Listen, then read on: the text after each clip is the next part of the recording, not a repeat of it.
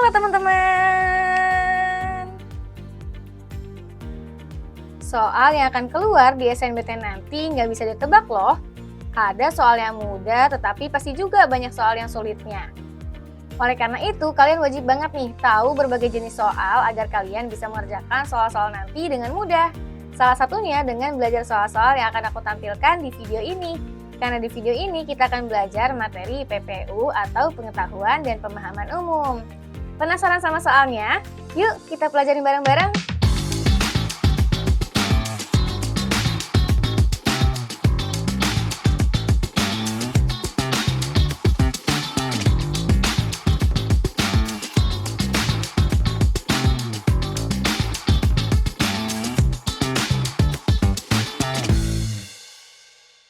Oke, kita masuk ke soal yang pertama ya, teman-teman. Di sini ada teks atau bacaan yang membahas mengenai program dari Wali Kota Bandung nih ya, Bapak Odet M. Daniel. Program kampanye pengentasan masalah sampah namanya Kang Pisman. Kurangi, pisahkan, manfaatkan. Oke, untuk mempersingkat waktu, kita langsung aja masuk ke soalnya. Kata Kang Pisman merupakan penulisan kata apa? A. Singkatan, B. Akronim, C. Arkonim, D. Sinonim, E. Antonim. Oke, di sini kita lihat nih, ada Kang Pisman yang ternyata ada penjabarannya dari Kang Pisman ini. Kurangi, pisahkan, manfaatkan. Nah, ini dinamakan dengan apa sih, teman-teman? Apakah singkatan atau akronim? Yang lebih tepatnya itu adalah akronim ya teman-teman. Ini adalah bentuk dari akronim. Bukan arkonim, tapi akronim. Apa sih akronim itu? Akronim itu adalah nama diri yang berupa gabungan suku kata atau gabungan huruf dan suku kata dari deret. Di mana kata-katanya itu bisa kita baca ya teman-teman ya. Ada Kang Pisman ini nih ya. Jadi adalah gabungan dari suku kata atau gabungan huruf dan suku kata dari deret kata yang ditulis dengan huruf awal kapital. Jadi di sini ini merupakan bentuk dari akronim, gabungan dari kata kurangi, pisahkan, dan juga manfaatkan. Kalau sinonim jelas banget teman-teman pasti udah tahu kan ya, sinonim itu adalah persamaan kata. Antonim itu lawan kata, jadi nggak ada hubungannya dengan kedua hal ini. Dan ini ada yang mengecoh sedikit akronim dan arkonim. Jadi teman-teman nanti harus baca opsi jawabannya juga dengan teliti ya, karena di sini ada yang mengecohnya. Oke, kita lanjut ke soal berikutnya. Untuk teks atau bacaannya masih sama tentang program Kang Pisman. Kurangi, pisahkan, manfaatkan. Yang ditanyakan pada kalimat 6 terdapat kesalahan ejaan. A. Penulisan nama negara. B. Penulisan kata kota. C. Penulisan tanda koma. D. Kurang tanda titik 2 setelah kata antara lain. E. Tidak terjadi kesalahan. Oke, di sini kita mencari kesalahan ejaan. Tapi udah jelas banget kalimat 6. Berarti kita ya fokus aja teman-teman. Kalau ditanyakannya kalimat 1 ya kalimat 1 aja. Kalimat 2 ya kalimat 2 aja. Nah, kalau di soal ini kan adalah kalimat 6. 9 kota yang menjadi percontohan antara lain Kota Tacloban, Fort Bonifacio, Kota Taguig, San Fernando, Malabon atau Filipina, Kota Seoul, Korea Selatan, Kota Bandung, Indonesia, Kota Kamikaze, Jepang, Kota Tiruvananthapuram, India, dan Kota Penang, Malaysia. Yang mana nih teman-teman yang salahnya? Di sini yang salahnya itu adalah di kata kota, teman-teman. Semestinya ini menggunakan huruf kapital awalnya nih. Di huruf K-nya ini semestinya menggunakan huruf kapital. Diawali dengan huruf kapital. Dia menjelaskan nama kota ya, jadi menggunakan huruf kapital. Dan di sini nggak menggunakan huruf kapital, jadi ini adalah salah ejaannya. Jadi jawabannya yang mana? Jawabannya itu di opsi yang B. Stop. Sebelum kita lanjut ke soal berikutnya, aku mau ajak kalian dulu nih untuk bantu channel ini agar terus berkembang dengan cara klik like video ini, kemudian subscribe, nyalain notifikasi, dan juga jangan lupa untuk share video ini. Kalau udah, yuk kita lanjut bahas lagi soal berikutnya. Oke, kita lanjut ke soal selanjutnya. Di sini ada teks yang membahas mengenai apa nih? Desa Bengkala, Kecamatan Tubuh Tambahan, Buleleng, Bali Utara memang berbeda dari desa-desa lain di Pulau Dewata yang gegap gempita oleh turis mancanegara pada umumnya. Tentang Desa Bengkala ya. Kita skip aja teksnya, kita baca nanti, kita langsung masuk aja ke soalnya. Jadi nanti teman-teman kalau teks bacanya panjang, langsung aja lihat di soalnya itu, nanya tentang apa. Baru kita cari jawabannya di dalam bacaannya. Di sini yang ditanyakannya itu adalah kalimat simpulan, teman-teman. Kalimat simpulan yang seharusnya mengakhiri teks tersebut adalah A. Seharusnya kita melakukan hal tersebut demi kerukunan. B. Dengan demikian harmoni hubungan antar warga desa telah melahirkan toleransi. C. Namun hubungan antar warga berjalan baik hingga sekarang. D. Betapa indahnya hubungan antar warga yang saling menghargai. E. Jadi warga desa saling membantu dan saling menghargai. Oke, di sini kita mencari kalimat simpulan, kesimpulan dari suatu bacaan yang mengakhiri bacaan tersebut. Kira-kira harus apa sih, teman-teman? Nah, di sini ya, perlu kalian pahami bahwa untuk mengakhiri suatu teks atau bacaan atau paragraf, maka kita itu butuh kalimat yang memang koheren dengan gagasan utama. Berarti satu-satunya itu adalah dilakukannya pencarian terhadap gagasan utamanya dulu, teman-teman, dari teks tersebut. Baru nanti dari situ kita bisa menentukan simpulannya. Nah, di sini teman-teman, kalimat kesimpulan ini bisa jadi konklusi atau simpulan akhir, atau bisa juga menambah pemerincian atau penjabaran suatu hal yang menjadi topik. Nah, kalau kalian lihat di sini di teks ini tuh membahasnya mengenai apa? Membahas mengenai hubungan antar warga desa yang menghargai orang kolok dan melahirkan toleransi. Nah, berarti apa teman-teman, yang mana? Nah, ntar aku masih punya satu tips lagi buat kalian.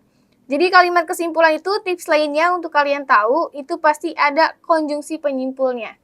Tahu kan konjungsi penyimpul kayak jadi, dengan demikian, dan lain sebagainya. Nah, di sini teman-teman, berarti kalian yang paling mudahnya itu berarti bisa dulu mencari kalimat atau konjungsi penyimpulnya. Baru nanti kalian tahu gagasan utamanya dan bisa menyimpulkan. Di sini yang ada konjungsi penyimpulnya kan ada di opsi yang B ya, dengan demikian dan jadi. Tapi yang mana yang lebih tepat, teman-teman? Yang lebih tepat jelas banget yang ada di opsi B. Dengan demikian, harmoni hubungan antar warga desa telah melahirkan toleransi. Lagi dan lagi ini harus koheren dengan gagasan utama atau topik yang membahasnya itu mengenai hubungan antar warga desa yang menghargai orang kolok dan melahirkan toleransi. Oke, kita lanjut ke soal berikutnya. Untuk teks atau bacaannya itu masih sama ya, teman-teman ya. Teks dan bacaannya masih sama. Yang ditanyakannya itu adalah, berikut adalah kelemahan berdasarkan teks tersebut. Mencari kelemahan. A. Penggunaan kata selain itu pada kalimat 11. B. Penggunaan kata misalnya pada kalimat 9. C. Penggunaan kata dipahami pada kalimat 8. D. Kurang kata depan di sebelum Bali pada kalimat 10. E. Penggunaan kata konon pada kalimat 3. Tadi, seperti yang udah aku sampaikan, nanti kalian tuh bisa langsung aja fokus ke soal dan opsi jawaban. Kayak di sini, ternyata kalian sebenarnya nggak perlu bahas atau nggak perlu baca secara keseluruhan. Kalian bisa langsung aja fokus ke kalimat-kalimat yang memang ditunjukkan. Kalimat 11, 9, 8, 10, dan juga 3. Kalian fokus aja ke kalimat-kalimat tersebut.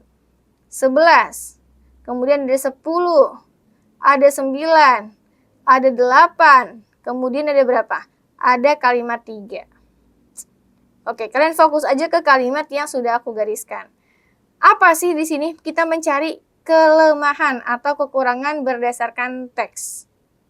Di sini kalau kalian lihat ya teman-teman, konon hanya ada 2 tempat di dunia yang banyak warganya mengalami bisu tuli. Kira-kira udah benar atau belum nih? Penggunaannya sudah benar. Dan di sini kata kononnya juga sudah benar ya teman-teman ya. Jadi yang ketiga ini benar, tidak ada kesalahan. Kemudian kalimat 8, di sini 8 penggunaan kata dipahami pada kalimat 8. Kehidupan orang kolok yang berada dalam kemiskinan dipahami warga dengar yang berkecukupan dengan memberi mereka beberapa keringanan. Kira-kira ini sudah benar atau belum sih teman-teman? Di sini sudah jelas benar ya. Jadi nomor 8 juga tidak ada kelemahan. Kemudian kalimat mana lagi? 9. Misalnya keluarga kolok dibebaskan ya dari segala bentuk iuran wajib untuk upacara adat. Kira-kira sudah benar atau belum penulisannya? Kata misalnya. Ini juga sudah benar. Jadi yang kalimat nomor 9 itu tidak ada kelemahan. Selanjutnya 10. Seperti diketahui, Bali ada cukup banyak ritual Hindu yang rutin dilakukan. Nah, coba kalian lihat. Bali ada cukup banyak ritual Hindu. Kira-kira ini udah benar belum sih teman-teman penulisannya? Masih kurang benar. Kurang apa teman-teman? Kurang kata depan di ya di sini nih. Seperti diketahui, di Bali ada cukup banyak ritual Hindu yang rutin dilakukan. Nah, itu adalah kekurangan yang ada di dalam teks ini, teman-teman. Kurang kata depan di dalam kalimat nomor 10. Dan udah jelas banget jawabannya itu ada di opsi yang D ya. Kurang kata depan di sebelum Bali pada kalimat 10. Di sini kalau kalian lihat ya, teman-teman ya, Bali ini menjadi subjek dan juga ritual Hindu ini juga jadi subjek. Jadi di dalam satu kalimat ini ada dua subjek berbeda tetapi hanya terdapat satu predikat yang predikatnya itu tidak dapat berpasangan dengan satu dari kedua subjeknya. Jadi predikatnya itu tidak bisa berpasangan dengan subjek Bali atau ritual Hindu. Karena apa teman-teman? Karena hal ini menyebabkan hubungan fungsi kalimat tersebut menjadi tidak jelas. Kalimat tersebut jadi tidak punya inti atau gagasan kalimatnya. Jadi kata di harus diletakkan sebelum kata Bali. Di sini ya. Jadi di sini nanti di Bali bukan Bali aja. Agar tidak ada dua atau double atau subjek ganda. Jadi jawabannya itu jelas banget ya teman-teman, ada di opsi yang D. Oke, kita masuk ke soal yang nomor terakhir. Di sini teksnya masih sama ya teman-teman ya dengan soal sebelumnya. Berdasarkan teks tersebut, pekerjaan apa yang dibutuhkan kepada orang kolok? A. Penjaga keamanan dan membantu berkebun. B. Menjaga keamanan desa. C. Buruh tani atau penjaga keamanan. D. Berkebun dan berdagang. E. Menjadi petugas kebersihan. Oke, di sini yang ditanyakannya itu adalah pekerjaan apa yang bisa diberikan kepada orang kolok gitu ya. Jelas banget. Kalian bisa lihat ada di dalam kalimat 11 nih. Selain itu, orang kolok juga diberi beberapa pekerjaan seperti apa aja. Dia bisa jadi buruh tani, bisa juga sebagai penjaga keamanan oleh warga. Dengar ya. Jadi untuk soal ini jawabannya itu adalah yang mana teman-teman? Jawabannya itu ada di opsi yang C. Pekerjaan apa yang bisa diberikan kepada orang kolok? Buruh tani atau penjaga keamanan. Lagi dan lagi ini adalah soal yang pernyataan sesuai dengan isi bacaan. Jadi kalian nanti harus bisa jeli, teliti membaca teksnya ya. Nah, jadi kayak gitu ya teman-teman, beberapa contoh soal PPU yang bisa aku sampaikan hari ini ke kalian lewat video ini. Kira-kira dari soal-soal yang tadi menurut kalian mudah atau sulit nih? Coba komen di kolom komentar. Tapi semoga soal-soal tadi bisa bantu kalian ya untuk lebih mengetahui berbagai jenis soal-soal yang akan keluar di SNBT nanti. Dan sebelum aku akhiri video ini, aku mau ajak kalian lagi nih untuk like video ini, kemudian subscribe, nyalain notifikasi, dan juga share video ini. Dan terakhir, aku mau ucapin terima kasih karena kalian sudah menonton videonya sampai habis. Kita ketemu lagi di bedah soal selanjutnya dan tentunya dengan soal dan materi yang lebih beragam. Dadah!